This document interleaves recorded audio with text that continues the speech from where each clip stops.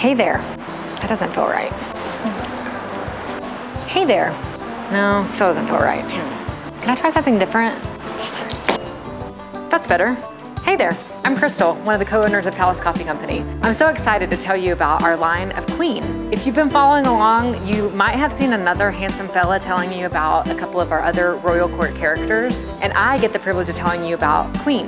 Now, if Monarch is the judge of the town and Empress is the historian, Queen, she's the one that keeps everything running. You know, she's the one that has her pad of paper or spreadsheet with her at all times to help make sure the town is running like it's supposed to. But really, the story of Queen is even more powerful than that. Our Queen line was created to honor women in coffee, and that story goes a lot deeper than most may realize. Women in coffee have been contributing to this industry for a very long time. In fact, I bet you didn't know that the very first coffee filter was invented by, surprise, surprise, a woman. Yes, Melita Bentz invented that first coffee filter back in 1908, revolutionizing the way that we brew coffee today. Not only that, but the term specialty coffee was coined back in the 1970s by Erna Knudsen, who wanted to focus on quality of coffee. And so she coined the term specialty coffee, and she's also referred to as the grandmother of coffee. If you ever heard of Peet's Coffee, you may think of Alfred Peet, who is the man behind Peet's Coffee. He gets a lot of credit for bringing coffee over into the US, but actually his mother was the one who had a coffee shop and tea shop back in the Netherlands, which sparked his interest for coffee in the first place.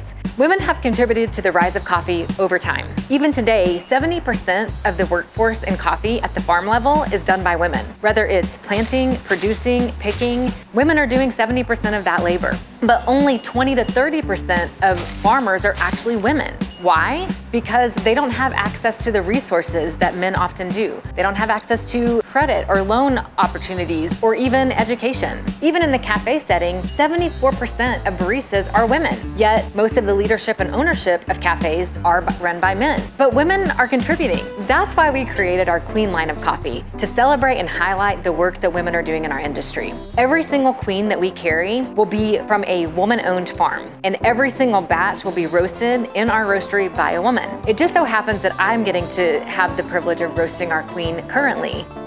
But whether that changes, whether it's me or another woman in our company, the story will remain the same. We want to highlight and celebrate women and what they've done for our community and for our industry.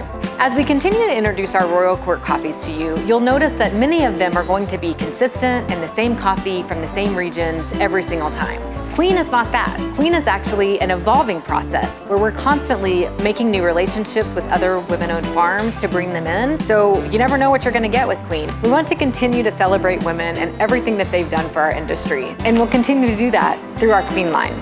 Long live the Queen. Can I have my hat back now? Thanks. You're welcome. How's my hair?